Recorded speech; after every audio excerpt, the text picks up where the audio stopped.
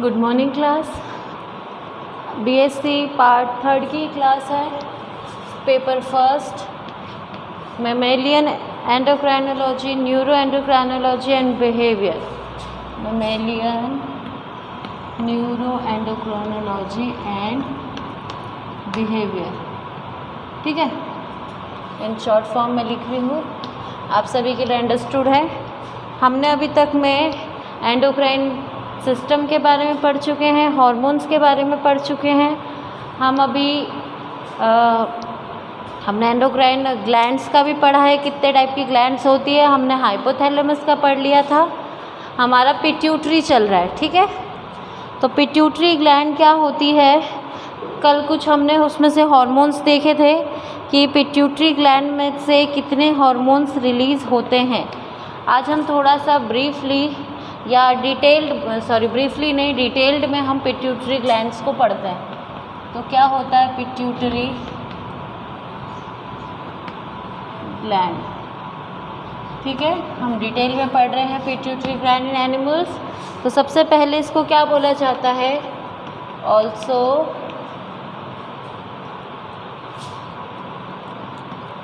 Called the hypophysis, hypophysis, ऐसे फिसिस बोलते हैं, हाइपोफिसिस, ठीक है।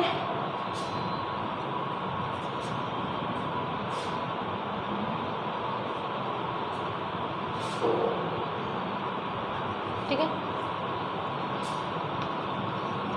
फिर इसमें आ जाता है इसका मेजरमेंट कितना होता है, मेजर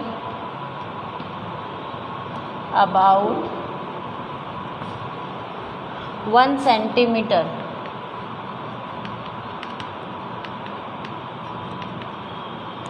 जो हमने इस टाइप का स्ट्रक्चर बनाया था ऐसे करके, है ना। तो यहाँ जो ये छोटा बॉल टाइप का स्ट्रक्चर होता है ये आपका पिट्यूटरी होता है, और इसीलिए इसको मास्टर ग्लैंड बोला जाता है कि इतनी 1 सेंटीमीटर जितनी छोटी होती है, लेकिन उसके बाद में भी ये क्या करती है, ये सबसे ज़्यादा हार्मोन का रिलीज़ करती है। Centimetre in diameters and 0.5 to 1 gram in weight, यानी कि ये वेट में कितनी है, 0.5 to 1 ग्राम, है ना। 0.5 ग्राम से 1 ग्राम तक में इसका क्या है, इसका वेट है। लेकिन इसका मेजर कितना है, यानी कि इसके कितने डायमीटर की है, ये 1 सेंटीमीटर इन अ डायमीटर, ठीक है। ये कहाँ होती है, lies in the sella turcica एटासिका, कनेक्टेड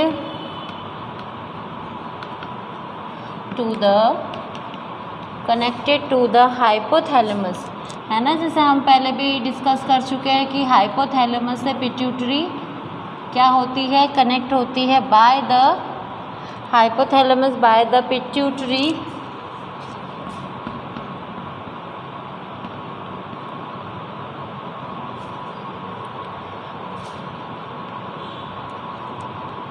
हाइपोफेरिकल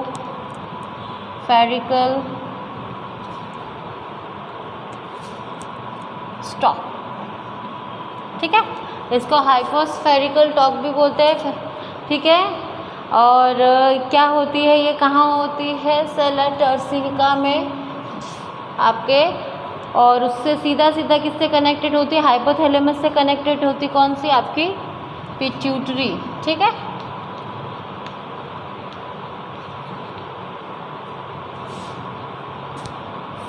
अगर हम फिजियोलॉजिकली बात करें,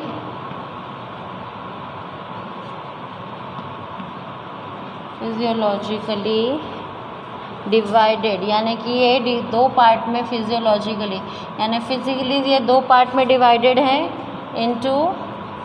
डिवाइडेड इनटू 2 पार्ट या 2 डिस्टिंक्ट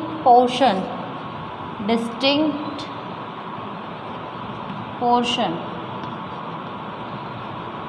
फर्स्ट इज है ना। ये physiologically divided into 2 part in 2 distinction portion. ठीक है, अगर हम आगे इनके पोर्शंस के बारे में बात करते हैं, ये पॉइंट्स इम्पॉर्टेंट है, नोट डाउन कर लेना साथ ही साथ में, इसलिए मैं पॉइंट टू पॉइंट लिखवा भी रही हूँ बीच में, ताकि आप लोगों के पास प्रॉपर नोट्स हो जाएं। ठीक है, तो आप इसमें क्या होगा कि पिट्यूटरी क्या होती है, 1 सेंटीमीटर की होती है, इन डायमीटर 0.5 क्या होता है, उसका वेट होता है 0.5 से 1 ग्राम तक होता है। अब पोर्शन की जब हम बात करते हैं तो हम लिख सकते हैं फिजियोलॉजिकली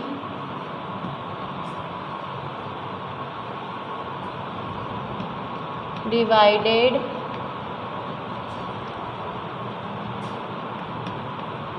into 2 पार्ट्स। यहाँ हम लिख लो डिस्टिंक्ट पोर्शन। ठीक है, पिट्यूटरी को 2 हिस्सों में बांटा जा सकता है। हम ऐसे करके फ्लो चार्ट बनाना हो तो ऐसे लिख लो, पिट्यूटरी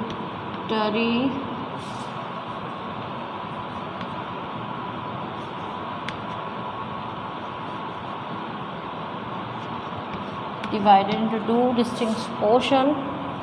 फर्स्ट आपका आता है एंटीरियर,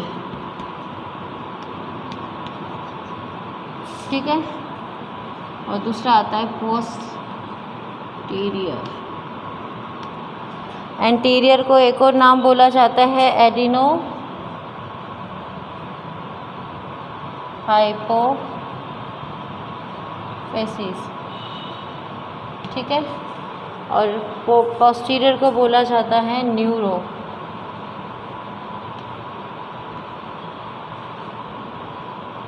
हाइपोफिसिस।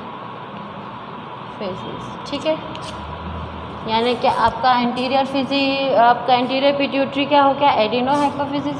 अगर एंटीरियर की जगह आपसे ये बोल दिया जाए क्वेश्चन में कि एक्सप्लेन एडिनो हाइपोफिसिस बोल दिया जाए तो आप कंफ्यूज नहीं होंगे, आपको एंटीरियर के पिट्यूटरी के बारे में ही पूछा जा रहा है।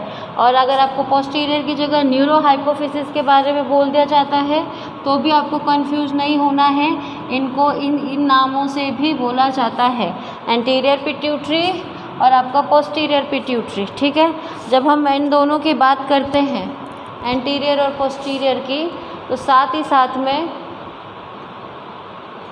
हम बात करते हैं कुछ और इम्पॉर्टेंट टॉपिक्स पॉइंट्स की इसमें।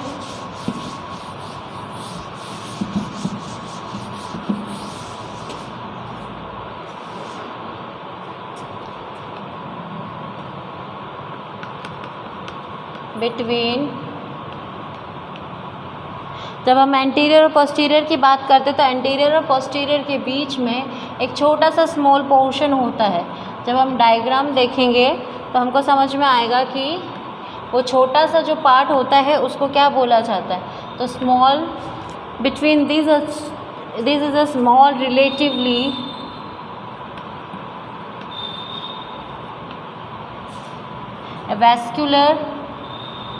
vascular zone called the, जो छोटा सा जोन होता है उसको क्या बोला जाता है, पार्स इंटरमीडिएट या इंटरमीडिया, है ना। जो आपका एंटीरियर और पोस्टीरियर पिट्यूटरी होता है उसके बीच में एक वैस्कुलर जोन होता है। वैस्कुलर यानी पतला सा हिस्सा होता है, बिल्कुल छोटा सा, उस हिस्से को क्या बोला जाता है, पार्स इंटरमीडिया बोला जाता है। क्या बोला जाता है, पार्स इंटरमीडिया बोला जाता है। ये क्या होते हैं, ह्यूमन बीइंग में ऑलमोस्टली ये पार्स इंटरमीडियट्स क्या होते हैं, एब्सेंट होते हैं। तो almost absent in the human being but is much larger and much more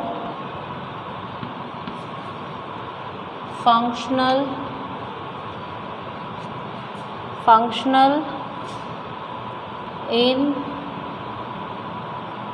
some lower animals.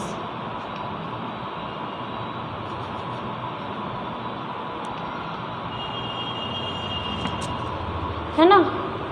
जैसे मैं अभी बोला कि ये जो हो आपका पार्स इंटरमीडिया होता है, ये जो पोर्शन होता है ये ह्यूमन बीइंग में ऑलमोस्टली एब्सेंट होता है, लेकिन जो एनिमल्स होते हैं उसके अंदर ये क्या होते हैं, बहुत बड़े, और साथ ही साथ क्या होते हैं,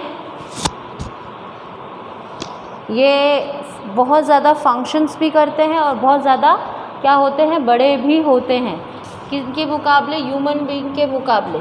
ठीक है, अगर अब हम इसका थोड़ा सा डायग्राम देख लेते हैं, आपका पिट्यूटरी ग्लैंड का थोड़े से डायग्राम से हम समझते हैं कि पिट्यूटरी में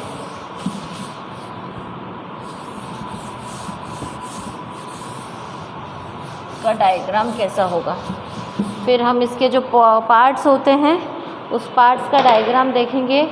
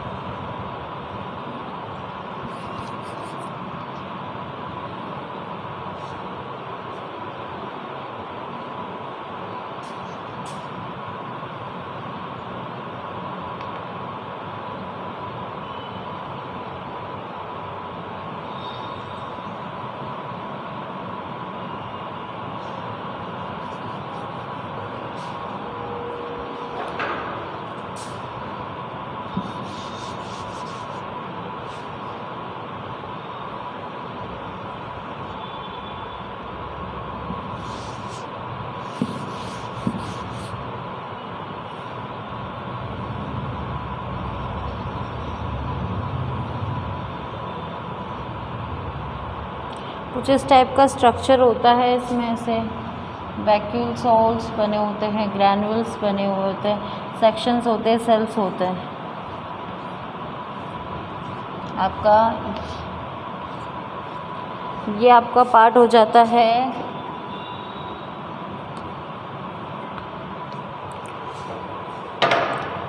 हाइपोफेशियल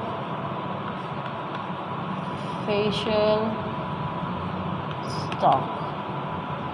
ठीक है, ये आपका हो जाता है हाइपोथैलेमस।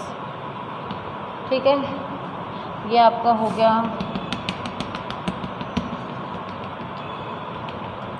जस्ट अ रफली diagram to understood you what is look like a pituitary gland.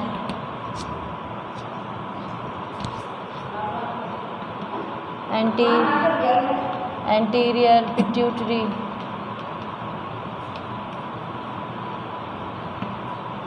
this is called posterior pituitary. This is called pars intermedia. Okay, this is called pars intermedia that we discussed about before, the small portion of between two parts, between anterior and posterior, anterior and posterior, that the small portion that is called what, pars intermedia. ठीक है, ये हमारा anterior, हमारा pituitary का एक रफली diagram है, हम बोल सकते हैं this is called a pituitary gland. The major hormones release from the anterior portion, ठीक है, and some of the posterior portion. Posterior portion majorly release the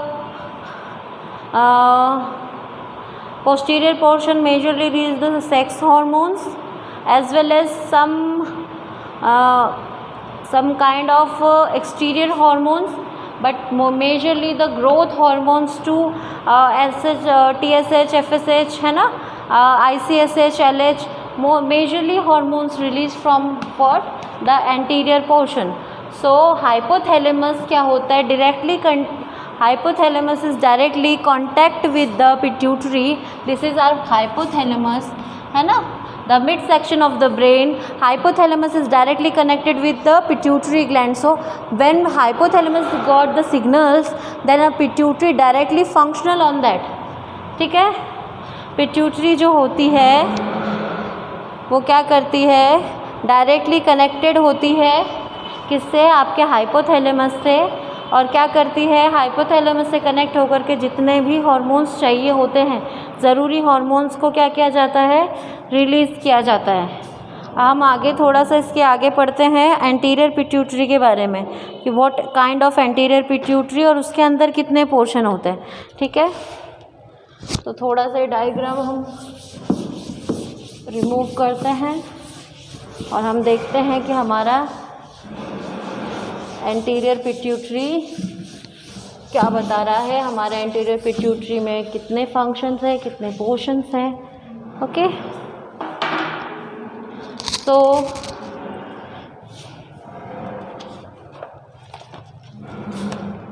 firstly we know heading about the pituitary, anterior pituitary है ना। तो majorly हमारा topic क्या है, अब हमारा पॉइंट अभी है, हम पिट्यूटरी के दो पोर्शन जो है, जो मोस्ट इम्पॉर्टेंट पोर्शंस है, that is anterior and posterior. तो firstly we discussed about anterior pituitary, so we note down some important points. Anterior pituitary also known as the master gland, because it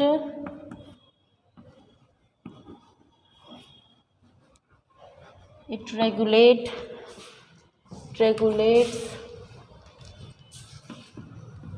many other endocrine glands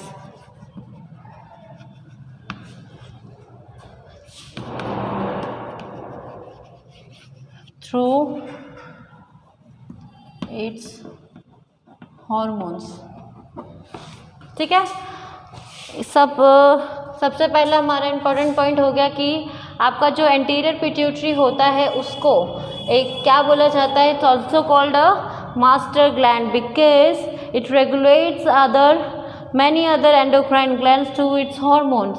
जो anterior pituitary होता है वो hormones जितने भी release करता है वो क्या करता है, अदर जो एंडोक्राइन ग्लैंड्स है उनको क्या करता है, वो कंट्रोल करता है। फॉर एग्जाम्पल जैसे कि आपका जो एंटीरियर वाले पार्ट में FSH निकलता है ना, आपका फॉलिकल स्टिमुलेटिंग हार्मोन है, या आपका जो LH है ल्यूटिनाइजिंग हार्मोन है, वो क्या करते हैं, आपके जो रिप्रोडक्टिव ऑर्गन्स है ना, आपके रिप्रोडक्टिव ऑर्गन्स को क्या करते हैं, कंट्रोल करते हैं। उसकी वजह से ही रिप्रोडक्शन होना ये पॉसिबल हो सकता है। It's the best example to understand too. हम इसमें और आगे क्या लिख सकते हैं, हम आगे इसमें एडअप करते हैं कि एंटीरियर पिट्यूटरी कंसिस्ट ऑफ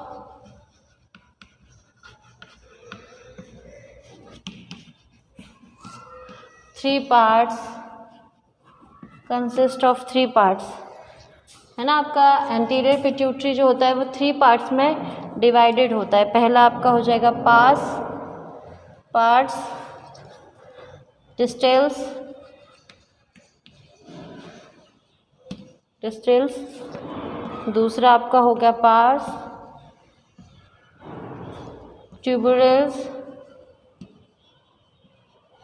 ट्यूबरलिस, और तीसरा आपका हो जाता है पार्स इंटरमीडिया। देखो जब पार्स इंटरमीडिया है आपका, ये पोर्शन क्या होते हैं, ह्यूमन बींग्स के अंदर ऑलमोस्ट ही नील होते हैं, है ना।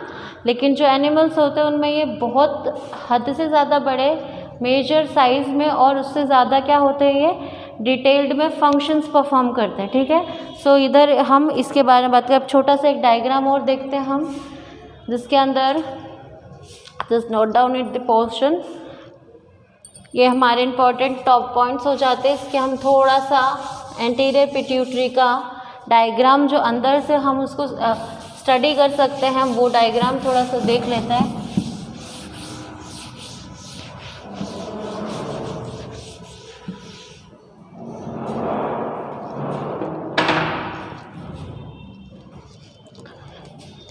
It's called like a bulb kind of structure.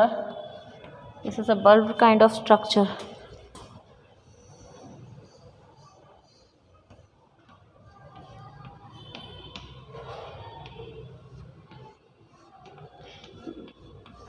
For understanding, we draw the roughly diagram here, but this diagram is very important for us to understood the what is anterior portion, which part has the which part we will be talking about.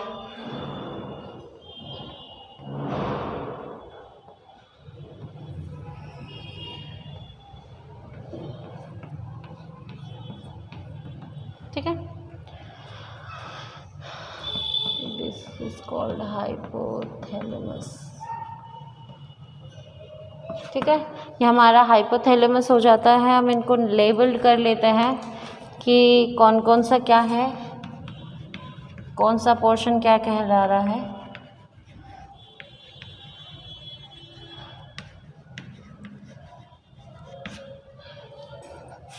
ये हमारा यहाँ पर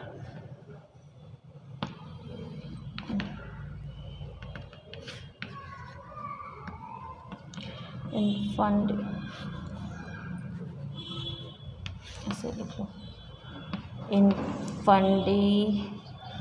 इनफंडिबुलर stem.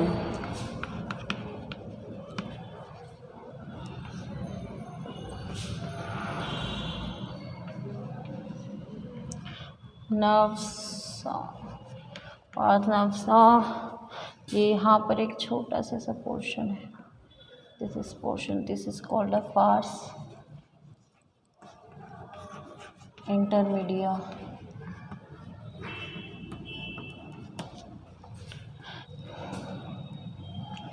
ये हो गया आपका parse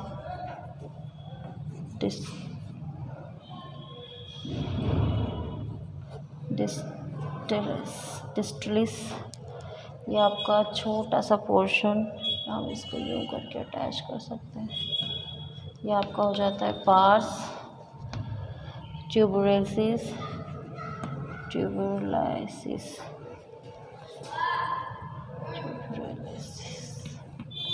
और ये आपका वो हो जाता है, ये वाला पोर्शन आपका मीडिया एमिनेंस,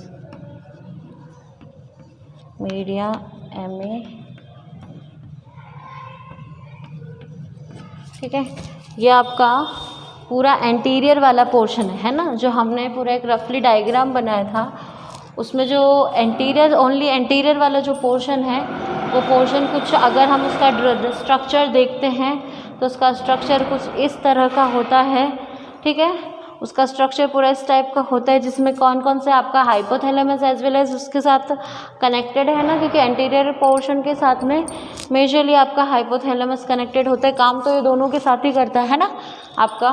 फिर आपका आ जाता है मेमेलियरी बॉडी आ जाती है, आपकी मेमेलियरी बॉडी आ जाती है। इन्फ्रंटेड स्टेम्स हो गया आपका, पार्स नर्वसा हो गया, पार्स इंटरमीडिया हो गया, जैसे कि हमने पहले भी डिस्कस करा है, जो छोटा सा पोर्शन होता है ना पोस्टीरियर वाले पार्ट में, तो वो क्या आपका क्या कहला जाता है, पार्स इंटरमीडिया कहलाता है, पार्स डिस्टल्स और पार्स ट्यूबुलरिस, और ये हो गया मीडिया एमिनेंस। ये पूरा आपका पोर्शन आप इसको लिख सकते हैं एक तरीके से। एंटीरियर पिट्यूटरी को जब आप एक्सप्लेन करोगे तो ये डायग्राम ज़रूर ड्रॉ करना है ना। इस डायग्राम से आप अच्छे से क्या कर सकते हो, एंटीरियर पिट्यूटरी को डिटेल्ड में समझा सकते हो।